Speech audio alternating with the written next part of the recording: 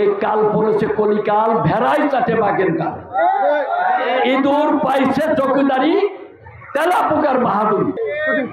এই ৪৭ বছরের মধ্যে একটা সেকেন্ডের জন্য দলের আদর্শের বাইরে কোন সুযোগ সুবিধা গ্রহণের জন্য ব্যালেন্স করি নাই। তারপরেও ফ্যাসিস্ট সরকারের বিদায়, আন্দোলন সংগ্রামে গুলির মুখে থেকে, বন্দুকের মুখে থেকে, মৃত্যুর উপত্যকা থেকে বেঁচে আসার পর এই স্বৈরাচার মুক্ত আন্দোলনে আমরা অংশগ্রহণ করেছি। অঙ্গ সংগঠনের নেতারা বক্তব্য করেন, নামই জানেন না, নাম জানেন। ঐক্য এমনি আসে না, ঐক্য ছাড় দিয়ে, ঐক্য সম্মান দিয়ে ধরে রাখতে হবে, তাছাড়া হবে না। এই ঐক্য ভাঙ্গার মতো নয়। আমি কোন স্বার্থের জন্য ঐক্যে আসি না, আমার বক্তব্য ক্লিয়ার। কোন সত্তা তৈরি করার জন্য ঐক্য আসি নাই। আমি আসছি যেদিন জবাব দিতে পারি নাই, স্বৈরাচার মুক্ত দেশে মুক্ত বিহঙ্গের মতো পাখি যেমন আকাশে উড়ে স্বাধীনতার জন্য স্বাধীনভাবে, সেইভাবে আমরা মুক্ত বিহঙ্গে আমরা ঘোরাফেরা করব। এই যে পরিস্থিতি, কে কইছে? বিএনপির হাই ফোরাম আপনাদেরকে গ্রেফতার করার জন্য খুঁজা খুঁজা বাইর করে দেখলাম যে 3 দিনকার বেদুরি, সে ভাতের কয় অন্য,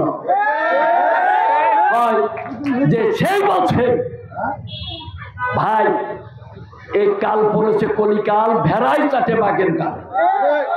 ইঁদুর পাইছে চৌকিদারি, তেলা পোকার বাহাদুরি।